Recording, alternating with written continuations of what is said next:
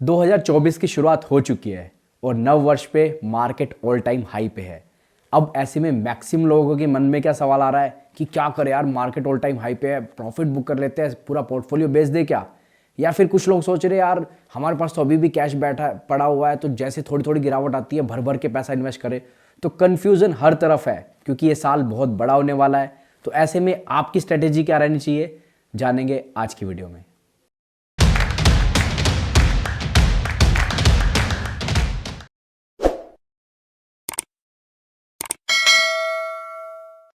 नमस्कार दोस्तों, स्वागत है आपका अपने चैनल इन्वेस्टो में। मैं हूं आपका दोस्त हैरी।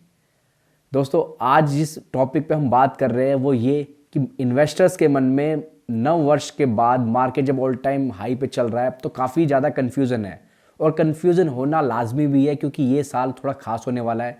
जनरल इलेक्शन है मई मंथ में इस साल। और जनरल इलेक्शन से पहले FIIs क्या सोच रहे हैं, DIIs क्या सोच रहे हैं, रिटेल क्या अपनी स्ट्रेटेजी बना रहा है, इतना सब कुछ हर एक इन्वेस्टर के मन में चल रहा है कि हर तरफ न्यूज़ चैनल पे देखो तो चार चीज़ें कॉमन आपको मिलेगी। सबसे पहली बात, हर कोई बात कर रहा है 2024 में FIIs तो वापस आएंगे और भर भर के पैसा डालेंगे मार्केट में, हर लेवल पे वो बाइंग करेंगे। नंबर 2, हर कोई कह रहा है कि जो अभी की गवर्नमेंट है, करंट गवर्नमेंट है, यही कंटिन्यू करेगी।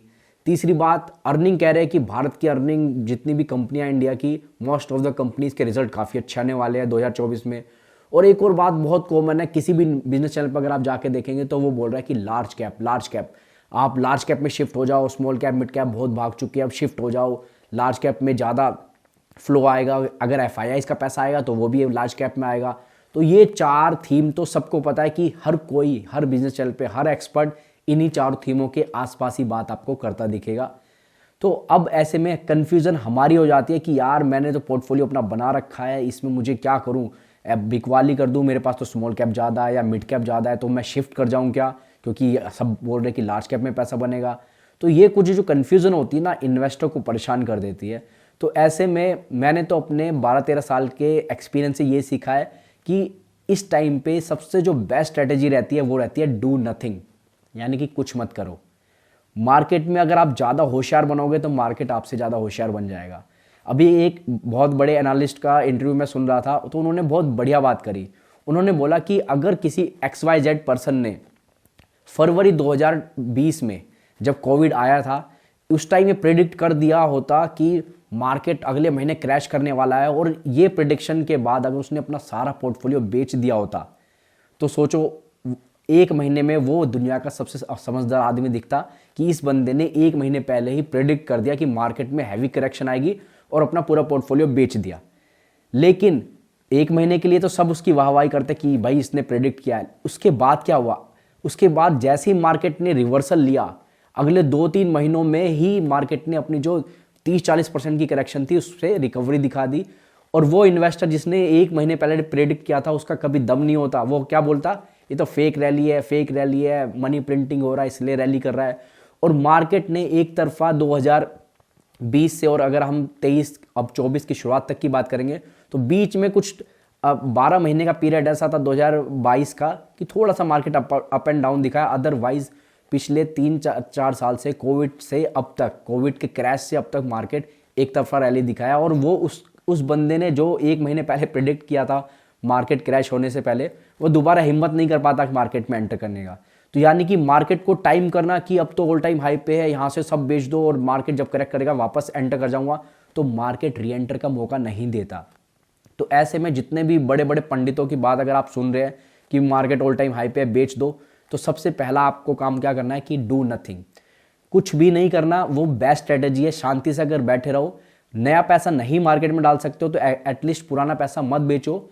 और अगर पुराना पैसा बेचने की जरूरत पड़ भी रही है किन कारणों से, आप देख रहे हो मार्केट ऑल टाइम हाई पे, आपको कुछ पर्सनल काम जो पिछले 2-3 साल से आप डिले कर रहे थे कि यार मैं इसको डिले करता हूँ, उसको पूरा करना है, या कोई वीक फंडामेंटल वाली कंपनी आपके पास है, वो भी इस मार्केट के उछाल में ऊपर आ गया है, तो आप उसमें से स्विच कर जाओ।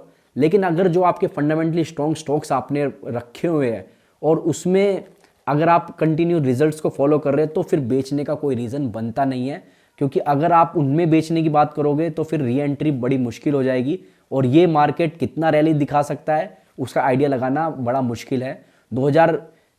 से जब 2007 तक की रैली चली थी तो 2006 तक आते आते लोगों ने बोल दिया था कि नहीं, ये रैली तो बस खत्म हो गई। 2005 में अच्छे खासे 2-3 साल में रिटर्न बन गया, 5 के बाद 6-7 में कोई रिटर्न नहीं बनेंगे।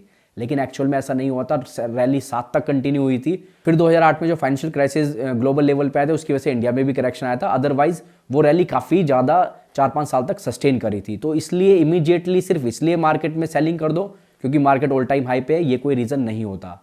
अब बात आती है कि लोग कह रहे हैं कि ये लार्ज कैप में स्विच कर जाओ, स्मॉल कैप मिड कैप के वैल्यूएशन बहुत हाई हो गए हैं। तो उसमें कुछ हद तक सच्चाई है।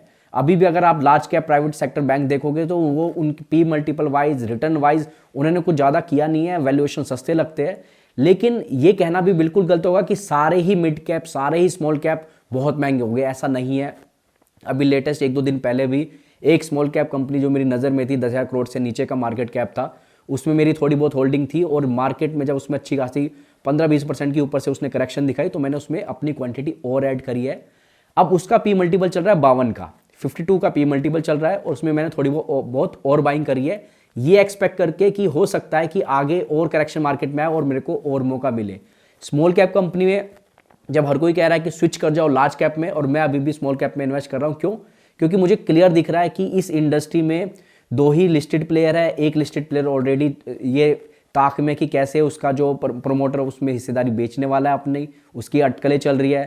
कंपनी की अगर बात करोगे तो वो कंपनी बोल रही है कि अभी भी हम 20-30% से ग्रो कर सकते हैं। इंडस्ट्री लेवल पे ही वो इंडस्ट्री 15-20% से ग्रो करने का दम रख रही है इंडिया में। तो ऐसे में जब मुझे सारे चीज़ें फिट दिख रही है कि ये कंपनी आगे अच्छा खासा सस्टेन कर सकती है, ग्रोथ आ सकती है इस कंपनी में, तो 52 के पी मल्टीपल को मैं ज़्यादा एक्सपेंसिव नहीं मानता अगर मुझे 20-30% की ग्रोथ वो कंपनी देती रहे। यहाँ पर मैं कहाँ रॉन्ग हो सकता हूँ? मैं रॉन्ग हो सकता हूँ कि अगले 1 साल 1.5 साल वो कंपनी कुछ ना करके दे, क्योंकि या तो मार्केट में करेक्शन का दौर आ जाए या फिर इस कंपनी के रिजल्ट उतने दमदार ना आए।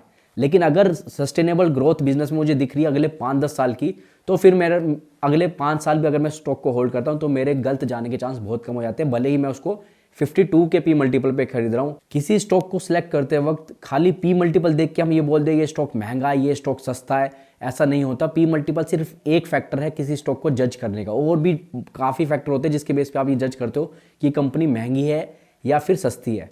तो इसलिए खाली पी के बेस पे आप ये डिसीजन नहीं ले सकते। अगर आपको उसको कंपनी में ग्रोथ दिख रही है, ग्रोथ 25-30% से ऊपर आ सकती है, तो 50 के पी मल्टीपल पर भी वो स्टॉक महंगा नहीं है, क्योंकि जैसे ही उसका ईपीएस बढ़ने लगेगा, डिनोमिनेटर बढ़ने लगेगा, तो ऑटोमेटिकली उसका पी भी आपको नीचे आता दिखेगा।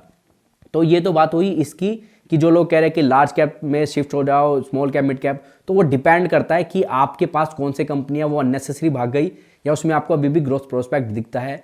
अगर ग्रोथ आएगी तो वैल्यूएशन अपने आप सस्ते होते चल जाएंगे। अगर बिजनेस में ग्रोथ नहीं आ रही है, रेवेन्यू उसका सिंगल डिजिट में ग्रो कर रहा है, प्रॉफिट ये नहीं दिख रहा कि बिजनेस में फर्दर ग्रोथ कहाँ से आएगी, क्या कुछ नया कंपनी कर रही है, तो फिर उस स्टॉक के वैल्यूएशन बढ़ गए तो वहाँ पर आपको दिक्कत हो सकती है। तो मेरी तो स्ट्रेटेजी सिंपल है, बीच में जब जब मौके आए कुछ नई कंपनियों के बारे में पढ़ाई करो, उसमें थोड़ा थोड़ा हल्का फुल्का पैसा लगाओ। जब तक पैसा नहीं लगाओगे उनके बारे में पढ़ाई नहीं करोगे। लेकिन हैवी इन्वेस्टमेंट तभी करो अगर कॉन्फिडेंस है। ये मार्केट में फ्रेश आइडिया पे ज़्यादा काम मत करो। एग्जिस्टिंग जो स्टॉक्स है उन्हीं में धीरे धीरे करके अगर एलोकेशन बढ़ा सकते हो तो बढ़ाओ, एलोकेशन नहीं बढ़ा सकते हो तो एटलीस्ट सेल मत करो, क्योंकि अगर मार्केट में करेक्शन आएगी तो आपके स्टॉक्स में भी करेक्शन आएगी। लेकिन अगर उनके फंडामेंटल स्ट्रॉन्ग है, अर्निंग आ रही है, वहाँ पर अर्निंग अगर आती रहेगी, अर्निंग स्ट्रॉन्ग रहेगी, तो वो मार्केट के करेक्शन के बाद जब रिकवरी आएगी तो वो रिकवरी में भी आपको फास्ट रिकवरी करते दिखेंगे और वो आप खुद इस बात को एनालाइज करोगे।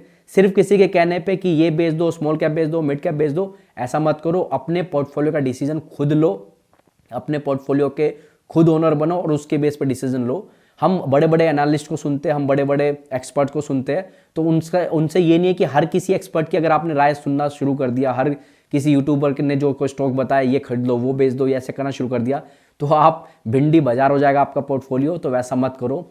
टोटल फेथ अपनी अंडरस्टैंडिंग पे, अपने रिसर्च पे और जो आप कंपनी की ट्रैकिंग कर रहे हो उस पे करो और उसके बेस पे डिसीजन लो, ना कि किसी के कहने पे। तो मेरा मानना यही है कि मार्केट में 2024 में do nothing is the best strategy. कुछ मत करो, वो ज़्यादा अच्छा है। और अगर थोड़ा बहुत इधर उधर आपको लगता है कोई स्टॉक आपका थोड़ा बहुत करेक्शन खा करके थोड़े वैल्यूएशन सस्ते लग रहे हैं, ग्रोथ की पॉसिबिलिटी है वहाँ पर ज़्यादा, तो हल्का फुल्का वहाँ पर पैसा ऐड करते रहो। अदरवाइज हैवी इन्वेस्ट मत करो और हैवी सेलिंग तो बिल्कुल भी भूल के मत करो। मार्केट में जब हम बोल रहे हैं कि इंडिया का टाइम आ गया, इंडिया के सारे सितारे अलाइन है, एक दिशा में है, तो फिर पेशेंस रखो। एक साल में कोई रिटर्न नहीं बनेगा, लेकिन 4-5 साल यहाँ अगर पेशेंस दिखाओगे तो अच्छा खासा पैसा बन सकता है। ऐसी कंट्री में जब हम बात करें कि अगर सेम गवर्नमेंट आती है तो पॉलिटिकल स्टेबिलिटी रहेगी, जो फॉरेन कंट्री के इन्वेस्टर्स है, एफआईआईज है, उनका ध्यान इंडिया की तरफ आकर्षित होगा, क्योंकि और जो इमर्जिंग कंट्रीज़ है, चाहे फिर चाइना हो या दूसरी कंट्रीज़ हो, वहाँ पर उनको दिक्कतें लग रही हैं, वहाँ पर उनका रिटर्न नहीं बना। और इंडिया में वो एक्सपेक्ट कर रहे हैं कि अगर स्टेबिलिटी रहती है गवर्नमेंट वाइज, और हमारी जैसे सेबी भी कुछ एक्शंस ले रहा है, जितने भी अलग अलग प्रोविजंस ला रहा है ताकि हमारी मार्केट और स्ट्रांग हो, तो यहाँ पर आपको पेशेंस रखोगे तो पैसा बनेगा। पैनिक नहीं करना, ना ही बाइंग करने में, ना ही सेलिंग करने में। एकदम से 5% मार्केट करेक्ट होता है, सब बोलते हैं खरीदो, बाय एवरी डिप, ऐसा भी मत करो। और एकदम से मार्केट रैली करता है तो बेचो, बस आज आखिरी मौका बेचने का, ऐसा भी मत करो। Do nothing is the best strategy in this market for 2024। Thank you so much.